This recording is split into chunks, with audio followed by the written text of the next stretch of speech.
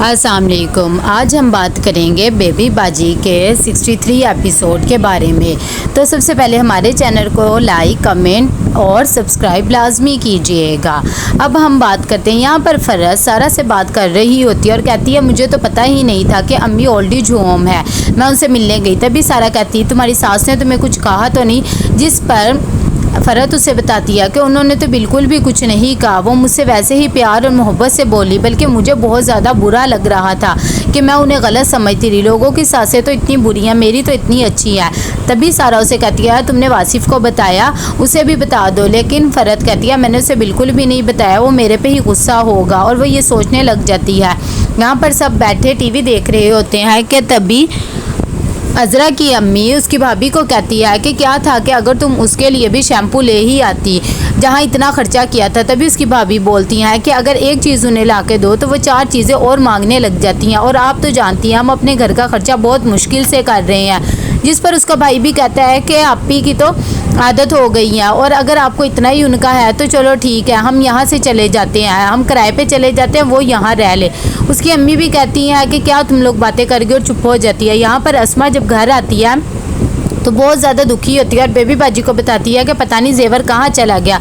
Baby बाजी कहती है कोई बात नहीं, तुम परेशान ना हो, जो चीज़ होनी थी वो हो गई। लेकिन अस्मा कहती है मुझे बहुत ज़्यादा बुरा लग रहा है, वो आपने मेरे पास अमानत रखवाई थी लेकिन वो कहाँ चला गया मुझे समझ नहीं आ रहा। यहाँ पर सब बैठे हुए होते हैं कि इतनी देर में उसकी भाभी जब आम लेके आती है तो अज़रा बोलने लग जाती है कि ये तुमने कहाँ से आम ले लिए इतने गले सड़े, मेरे घर आना, मैं तुम्हें अच्छे आम खिलाऊंगी। जिस पर उसकी भाभी कह रही है आप घर जाएंगी तो आम खिलाएंगी और मुझे नहीं लगता कि आपको जमाल भाई लेने आएंगे। उसकी भाभी भी इस बात पे बहुत ज़्यादा चिढ़ जाती है और वहाँ चली जाती है। और अज़रा की अम्मी उसे गुस्से से बिठाती हैं कि क्या हो गया, रहने दो, तुम ही हर बात शुरू करती हो। और वो उसे कहती है आम बिल्कुल ठीक है, चलो खाओ और अपना ब्लड प्रेशर हाई ना करो। अस्मा यहाँ पर अपना काम कर रही होती है कि इतनी देर में वलीद आ जाता है।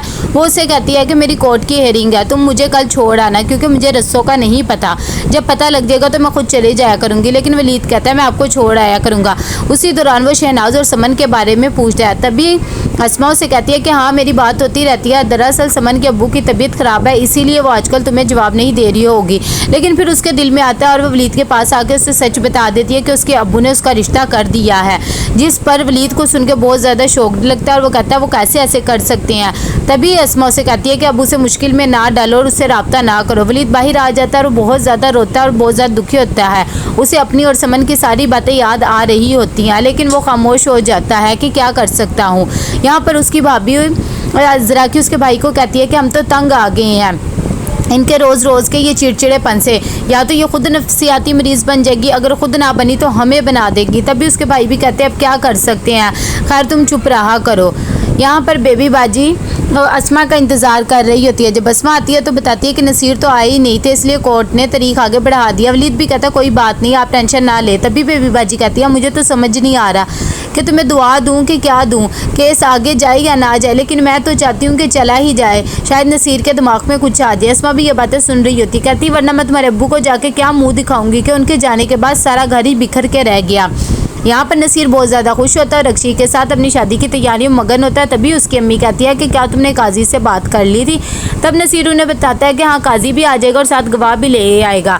तो रक्षी कहती है कि मैं निकाह के फ़ौरन बाद बेबी बाजी से मिलने जाऊँगी और उनका दुआएं लेने जाऊँगी। नसीर कहता है कि पता नहीं क्यों मेरी अम्मी को आप में और कीड़े नज़र आते थे, लेकिन आप दोनों तो बहुत ही अच्छी हैं। और वो बिल्कुल भी ज़ाहिर नहीं होने देती और उसे दूल्हा बनाने को कहती है रक्षी, और उसे देख के बहुत ज़्यादा खुश हो जाती है। यहाँ पर अस्मा कपड़ों तय कर रही होती है कि इतनी देर में बेबी बाजी उसे आवाज़ देती है। वो कहती है कि अज़रा भाभी ने अपने कुछ कपड़े मंगवाए हैं। तभी बेबी बाजी कहती है लगता है उसका आने का इरादा नहीं।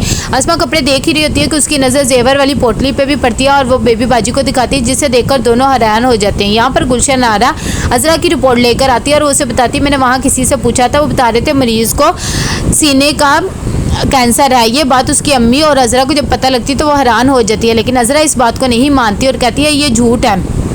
तभी उसे गुस्सा आने लग जाता है और वो गुलशन आरा पे हाथ भी उठा देती है और कहती है ये सब तुम्हारी वजह से हो गया, तुम मुझे बाबू के पास लेके गई, काला जादू वगैरह करवाया और आज मेरे पे ही उल्टा हो गया, तुम्हें मैं नहीं छोड़ूंगी। गुलशना किसी तरह अपनी जान बचा के भागती है। यहाँ पर बेबी बाजी अस्मा को कहती है कि अब जमाल को बताने की कोई भी ज़रूरत नहीं है, वरना वो खामखा अजरा पे भड़क उठेगा, वैसे भी वो उससे नाराज़ है। तभी अस्मा कहती है मुझे यकीन नहीं आ रहा कि अजरा भाभी इस हद तक गिर सकती है। जब इन सबको पता लगता है कि अजरा को कैंसर है तो उसकी भाभी कहती है कि इसका इलाज तो बहुत ज़्यादा मुश्किल से होगा। तभी उसका भाई कहता है कि हम जमाल भाई से बात करेंगे, शायद वो कुछ कर दे। उसकी अम्मी भी यही बातें कर रही थी कि इतनी देर में अजरा आ जाती है और वो टॉपिक चेंज कर देती हैं और कहती हैं कि तुम सब मेरे बारे में बुराइयां कर रहे होगे। तभी उसकी भाभी कहती है मुझे तो इनसे माफ़ी रखो, मैं तो उठ के चली जाती हूँ वरना ये फिर से स्टार्ट हो जाएंगी।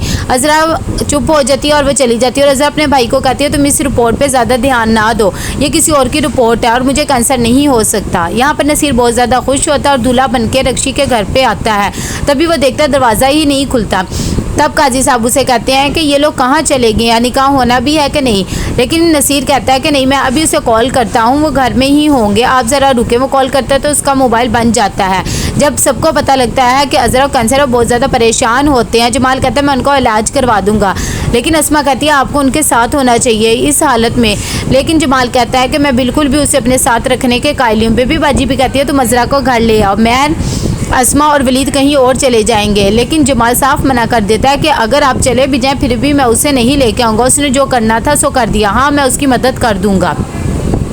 नसीर जो जाता है परवेज़ के पास और उससे रक्षी के बारे में पूछता है। तभी वो बताता है कि वो वहीं होंगे या कहीं चले गए होंगे और वैसे भी वो अच्छी लड़कियां नहीं है, जिसे सुनकर नसीर को बहुत ज़्यादा गुस्सा आ जाता है और वो कहता है वो बहुत ज़्यादा अच्छी लड़कियां हैं। लेकिन परवेज़ उसे बताता है उसकी पहले भी शादी हो चुकी है और उसका साबका शौहर उसे ढूंढ रहा है, उसकी तलाक भी नहीं हुई, शुक्र करो तुम गुनाह करने से बच गए हो।